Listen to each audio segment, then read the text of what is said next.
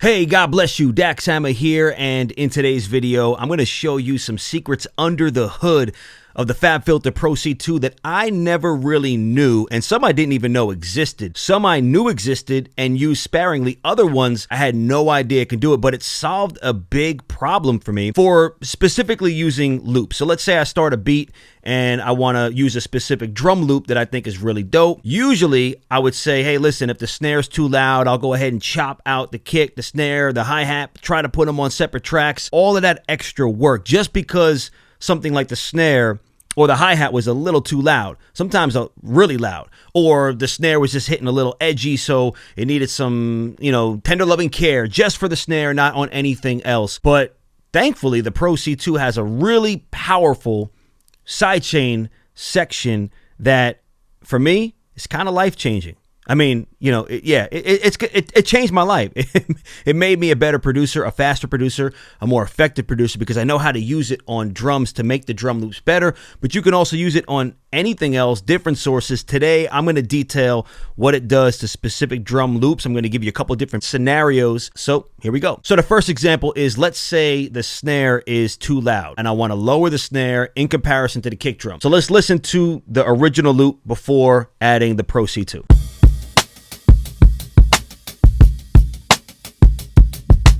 Now, normally, if I'm just using a compressor without any kind of sidechain, it's going to compress, probably be triggered by the kick drum, because the low end is generally what's carrying most of the energy. So if you look here, I'm going to turn this compressor on and sidechain off. Listen to how this compressor compresses the drums. I got a fairly medium attack and a fast release. And listen to what happens and how the compressor first reacts, or what it first reacts to.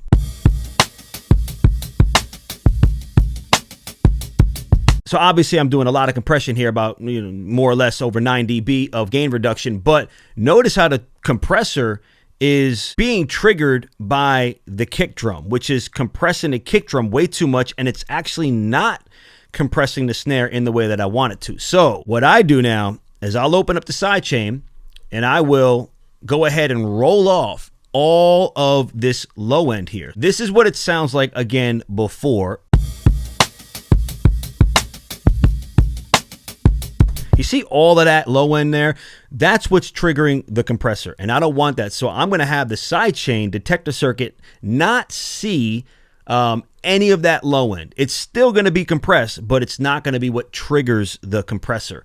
So we're going to roll that off, and now look at the gain reduction and see how the kick is not being compressed nearly as much in comparison with the snare.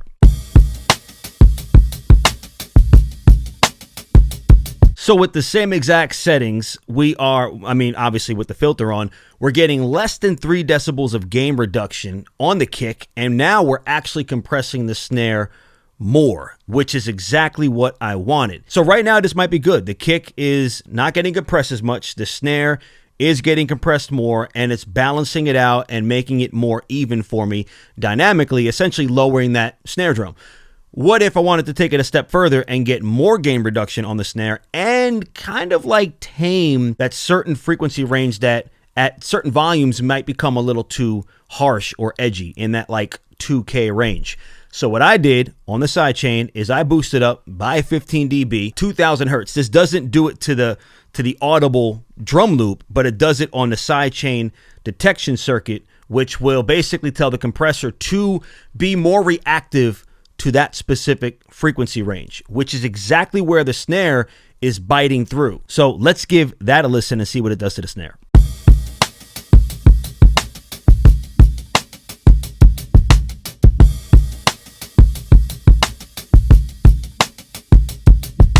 Honestly, for me, that sounds incredible. That not only lowered the snare, it made the snare snappier, and it kind of tamed that bright, harsh, overly present 2K range of the snare and made it fit a lot more in pocket.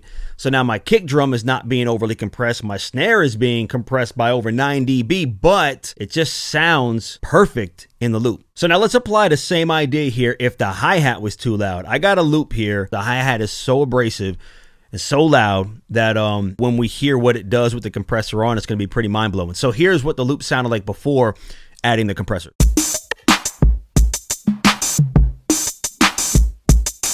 I didn't want to compress the kick drum. I didn't want to touch the snare. So in the side chain, the compressor's not even looking at any of this frequency range here.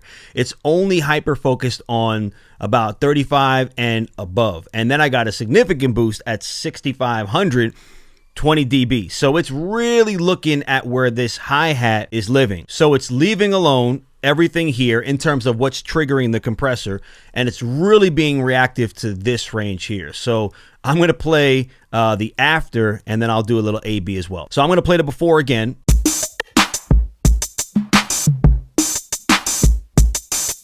After.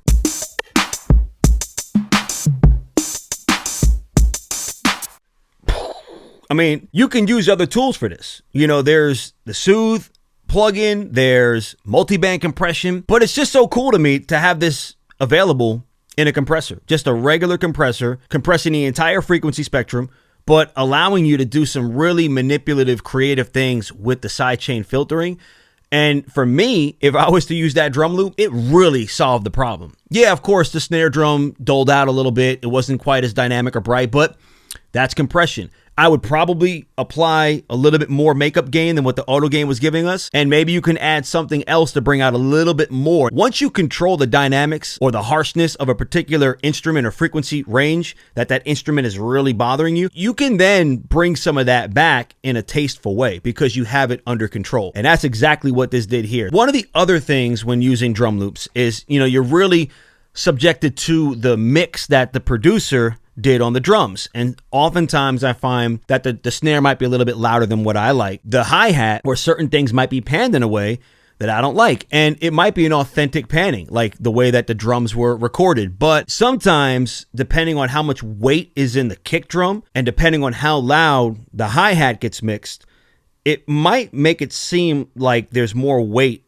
and it shifts the stereo perspective a little bit more to where the hi-hat is panned. So it almost sounds like the kick drum is kind of panned off center, which is really weird and annoying. So my goal is to make that hi-hat as centered as I possibly can. And I have never found out a way to do that other than trying to split the track, cut the kick, cut the snare, cut the hi-hat all out on separate tracks, and then remix that as I want. But here, it's not perfect, but if I really liked a certain loop that I was sold on using, I would have to go above and beyond to try to get it to react and sound the way that I desire for it to sound. And in a very simplistic way, throw on a compressor and it really does achieve a fantastic result. So here's what we did with this one. We didn't just use the sidechain filtering, we also used mid-side compression. Once you use it, you can get really creative with what it can do. Here we're going to go ahead and apply it, and it's going to compress the sides, not the middle channel, the side channels.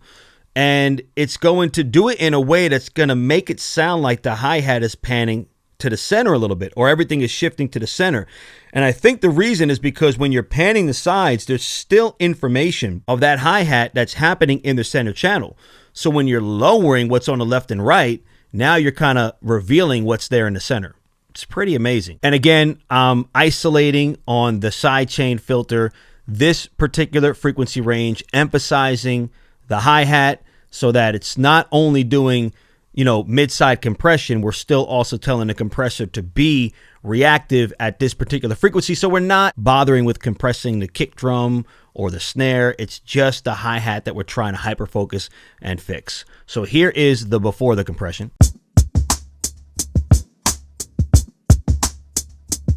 After.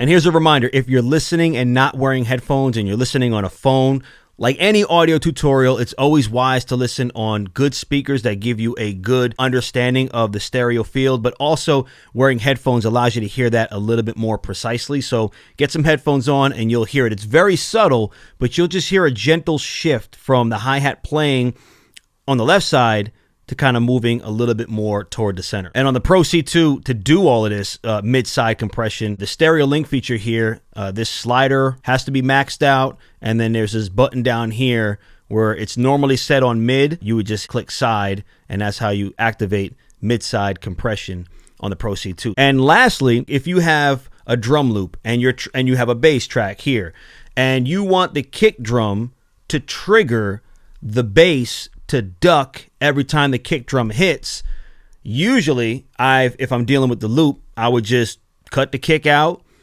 put it on a separate track, send that to the sidechain input of whatever compressor I'm using, and have it react to that kick drum hitting. Here, same exact idea, but you can do it within the Pro C2 without having to cut out the kick and put it on its own separate track. So I got my drum loop, I got my bass. I'm telling the bass to look at the drum loop. So that's the sidechain. I'm going into the compressor, and this time instead of in, the compressor sidechain is set to external, looking at the drum loop to trigger the compressor.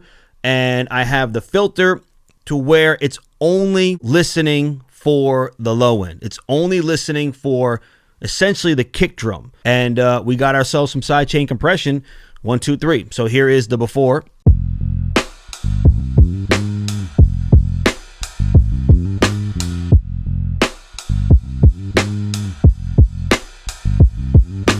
Obviously an extreme example, but I just wanted you guys to hear what it can do. There's other plugins on the market that I use to do sidechain compression like this, but it is cool to know that you can do it all within the Pro C2. Again, I'm just highlighting what I learned recently, just exploring the plugin, just looking at the plugin and saying, you know what?